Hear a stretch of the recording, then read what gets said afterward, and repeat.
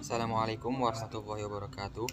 Selamat siang, Ibu Dr. Cucun Sunaingsi, SPD, MPD yang saya hormati dan teman-teman lainnya yang berbahagia.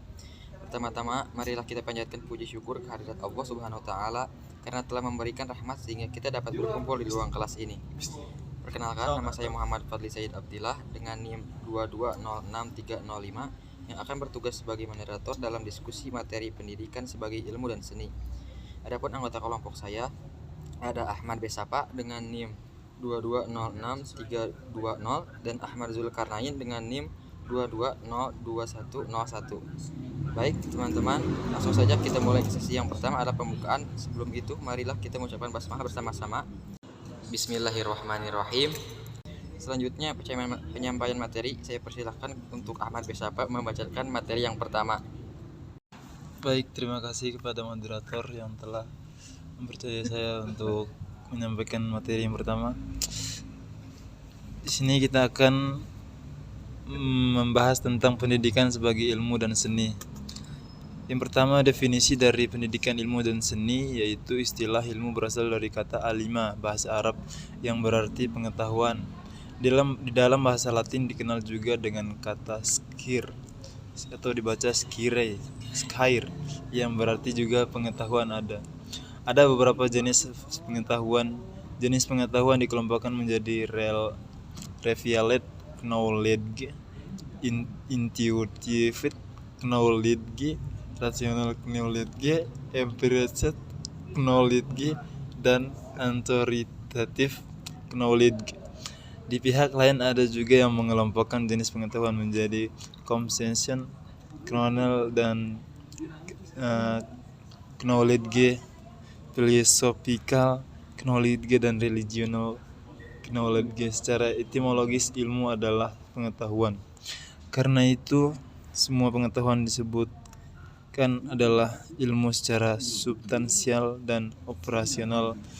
Ilmu menunjukkan pada tiga hal, yaitu body of knowledge, a body of systematic knowledge, scientific method. Ilmu mengandung arti cara kerja ilmiah dan hasil ilmiah. Ilmu adalah pengetahuan ilmiah yang dihasilkan melalui metode ilmiah. Adapun karakteristik dari ilmu sebagai seni, karakteristik ilmu ada beberapa aspek, yaitu yang pertama, satu, objek studi ilmu meliputi berbagai hal sebatas yang dapat dialami manusia. Setiap ilmu memiliki objek materi dan objek formal. Yang kedua, beberapa disiplin ilmu mungkin memiliki objek material yang sama, tetapi setiap disiplin ilmu memiliki objek format yang berbeda. Objek studi setiap ilmu bersikap spesifik. Yang ketiga, metode ilmiah adalah prosedur pemecahan masalah yang cermat dan terencana. Yang keempat, isi ilmu dapat berupa konsep, aksioma, postulat, prinsip, hukum teori dan model.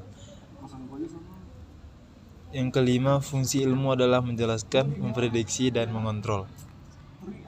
Yang selanjutnya akan disampaikan oleh rekan saya Ahmad Zulkarnain. Dipersilakan. Ya, terima kasih buat rekan saya yang menyerahkan kepada saya. Di sini saya akan menjelaskan tentang klasifikasi ilmu.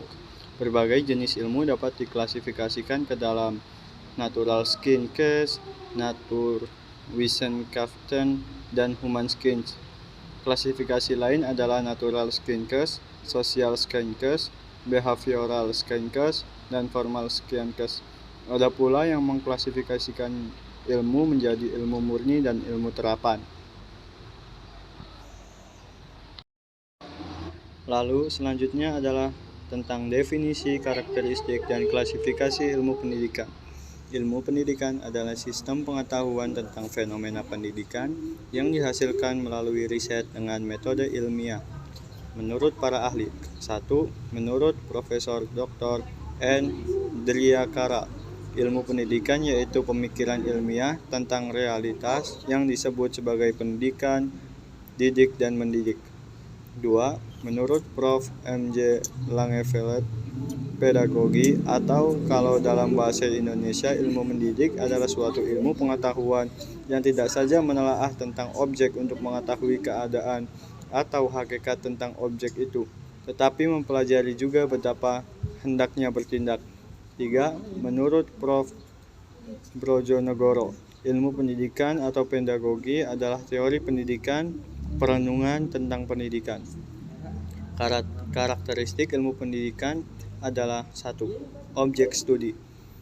Objek material ilmu pendidikan adalah manusia, sedangkan objek formalnya adalah fenomena pendidikan, yaitu fenomena mendidik dan fenomena lain yang berhubungan dengan kegiatan mendidik. 2. Adalah metode. Ilmu pendidikan melalui metode kualitatif atau metode kuantitatif. Penggunaan metode tersebut tergantung dengan masalah atau objek penelitiannya. Yang ketiga, isi ilmu pendidikan. Sebagaimana ilmu-ilmu lainnya, ilmu pendidikan dapat berupa konsep aksioma, postulat, prinsip, hukum, teori, dan model.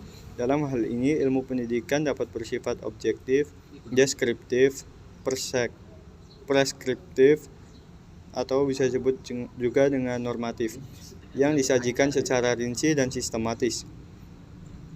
Yang keempat, fungsi ilmu pendidikan menjelaskan, memprediksi, dan mengontrol. Dan yang kelima, ilmu pendidikan menggunakan ilmu-ilmu lain sebagai ilmu bantu. Klasifikasi ilmu pendidikan. M.J. Langeveld mengklasifikasikan ilmu pendidikan terbagi atas 1. Ilmu mendidik teoritis, yang terbagi juga atas A. Ilmu mendidik sistematis, B. Sejarah pendidikan, dan C. Ilmu perbandingan pendidikan. Yang kedua adalah ilmu mendidik praktis. Ilmu mendidik praktis meliputi 1. Didaktik metodik, 2. Pendidikan dalam keluarga, dan 3. Pendidikan lembaga Islam atau lembaga keagamaan.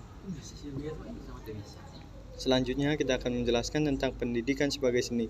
Pendidikan sebagai seni adalah bagaimana kita dapat hidup dengan anak-anak dan dapat mengerti anak-anak sebagaimana seolah-olah kita menjadi seperti anak-anak. Baik, jadi kesimpulan yang dapat kami sampaikan adalah ilmu berarti pengetahuan.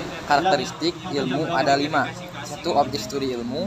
2. Beberapa disiplin ilmu juga mungkin memiliki objek material yang sama. 3. Metode ilmiah adalah prosedur pemecahan masalah yang cermat dan terencana.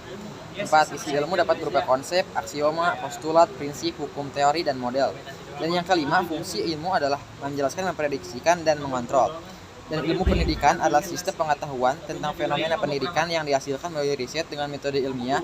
Dan pendidikan sebagai seni adalah bagaimana kita dapat hidup dengan anak-anak dan dapat mengerti anak-anak sebagaimana seolah-olah kita menjadi seperti anak-anak.